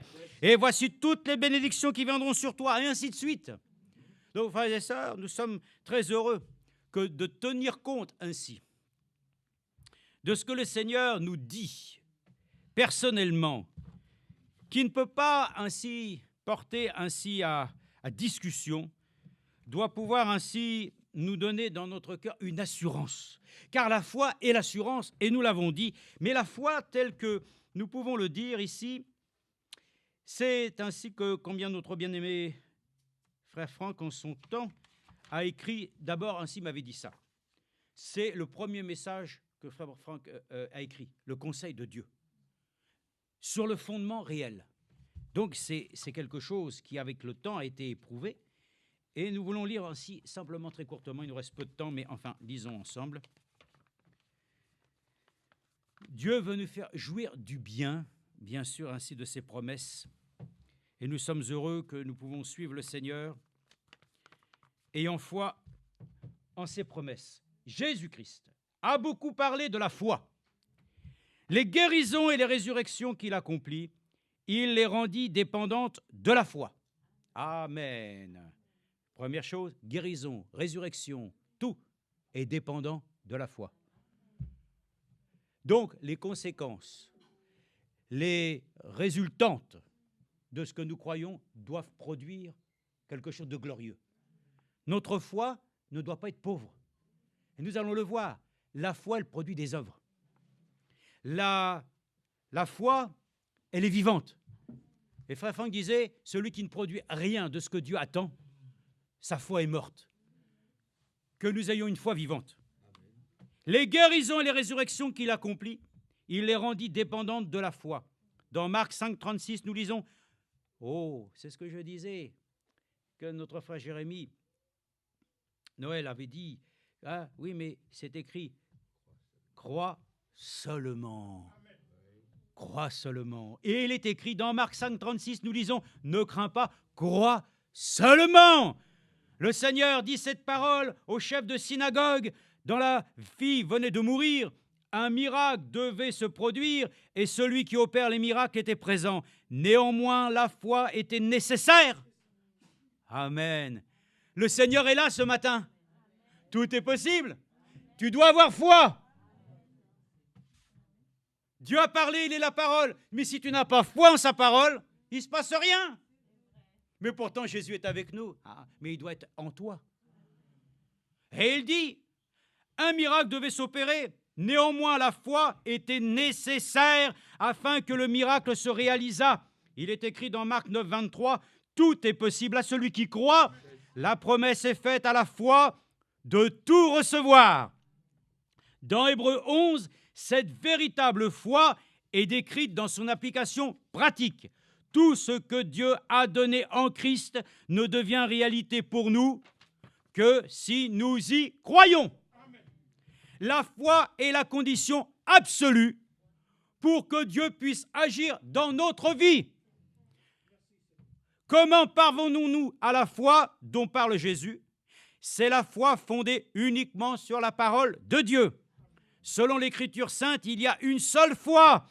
Nous lisons en effet dans Éphésiens 4, 5, ce qui suit, un seul Seigneur, une seule foi et un seul baptême. Il n'est pas question ici d'une croyance à une dénomination religieuse, mais la foi du Seigneur Jésus. N'a-t-il pas dit lui-même dans Jean 7, 38, 39, « Celui qui croit en moi, des fleuves d'eau vive couleront de son sein, comme dit l'Écriture. » Et il dit cela de l'Esprit que devaient recevoir ceux qui croiraient en lui. Je passe. Pour revenir au thème de la vraie foi, nous devons dire que seul celui qui croit en Jésus-Christ, selon l'Écriture, qui ne voit le Seigneur qu'à travers la Bible, possède la véritable foi. Seuls de tels hommes peuvent avoir l'assurance que des torrents du Saint-Esprit descendront sur eux. Dans notre temps, beaucoup soupirent après un réveil et prient pour cela. Cependant, celui-ci ne peut avoir lieu que si notre foi est fondée sur Jésus-Christ, selon les Écritures. Dans les milieux chrétiens, Toute l'organisation de l'Église est mue par la force humaine. Il n'y a que peu de traces de la puissance de Dieu. Bien que de nouvelles méthodes soient continuellement découvertes, l'aspiration profonde de nos cœurs reste insatisfaite. Les orateurs et évangélistes célèbres dispensent des bénédictions de courte durée. Un réveil authentique ne peut être introduit dans l'Église. Il faut qu'il naisse dans l'Église même par une effusion du Saint-Esprit. Amen. Amen. Voyez-vous, pour nous dire, nous lisons la Bible, nous voyons comment Paul a été touché, comment ainsi, en conséquence de ce qu'il a entendu, qu'il n'a pas ainsi rechigné à l'ouvrage. Et ainsi nous le voyons pour tous, parce que nous avons regardé d'abord à celui par lequel il suscite la foi. Si tu ne regardes pas Jésus, la foi n'est pas suscitée en toi. Mais celui qui regarde à Jésus doit regarder sa parole. Amen. Donc, les conséquences, frères et sœurs, de notre vie dépendent de notre foi. Et comment pouvons-nous croire? On ne peut pas tout lire, mais il est dit, cher lecteur, discernes-tu que la vraie foi est accompagnée d'œuvres? Jésus le dit, et Jacques en parle dans son épître, puisse Dieu être glorifié de la même manière par son peuple en notre temps. Il est encore le même, il est fidèle. Si nous croyons comme les premiers chrétiens, et si nous enseignons, et si nous prions comme eux, si nous sommes remplis de la puissance du Saint-Esprit comme eux, alors certainement les mêmes choses s'accompliront de nos jours. La garantie nous est donnée dans Hébreux 13:8. Jésus-Christ est le même hier, aujourd'hui, éternellement. Le mot hier se rapporte au passé, aujourd'hui au présent et éternellement au futur. Nous pouvons dire véritablement avec le poète, tel que tu as été dès avant les temps, ainsi demeures-tu à toujours. Amen. Frères et sœurs, c'est important. Les conséquences viennent d'abord, premièrement, de ce que Dieu a dit, que nous acceptons, que nous croyons, que nous faisons nôtre. Sinon, ce qui va être produit ensuite, ça peut être que des œuvres humaines, mais les œuvres de Dieu ne sont pas suivies ainsi de désillusions. Ce que Dieu manifeste en nous, c'est la vie. Alors reconnaissons, frères et sœurs, et considérons les choses de Dieu à leur juste mesure. Si tu crois, tu verras la gloire de Dieu. Terminons, il nous reste 2 minutes. Mais Romains chapitre 9, 19, lisons ensuite. Et dites-vous bien que si vous vous appropriez chaque parole et chaque promesse de Dieu, alors, comme il a été écrit, si tu crois, tu verras la gloire de Dieu. Si tu crois dans ton cœur, si tu confesses Jésus de ta bouche, tu seras sauvé, toi et toute ta famille. Si réellement, ce matin, nous pouvons le dire réellement du plus profond de notre cœur, je crois en toi. Et je veux le dire comme ton prophète le chantait, crois seulement, puissions-nous le dire, les conséquences. Le fait de tenir compte de ce que Dieu dit, oui, frères et sœurs, mais croyons de tout notre cœur en ce qu'il dit, et puissions-nous voir alors s'accomplir tout ce que Dieu a promis pour nous. Et si ce n'était pas pour cette année, alors ce sera pour l'année prochaine. Attendez, l'année n'est pas terminée. Dieu peut encore le manifester.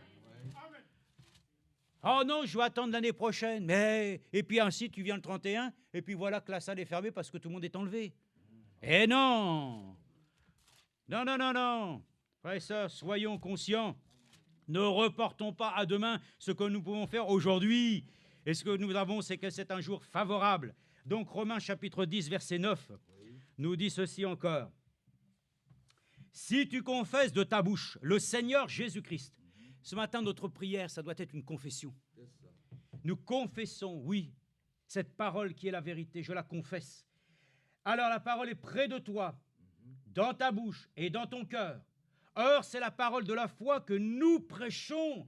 Si tu confesses de la bouche, de ta bouche, le Seigneur Jésus, si tu crois dans ton cœur que Dieu l'a ressuscité d'entre les morts, tu seras sauvé. Amen. Car en croyant du cœur, on parvient à la justice. Et en confessant de la bouche, on parvient au salut, selon ce que dit l'Écriture.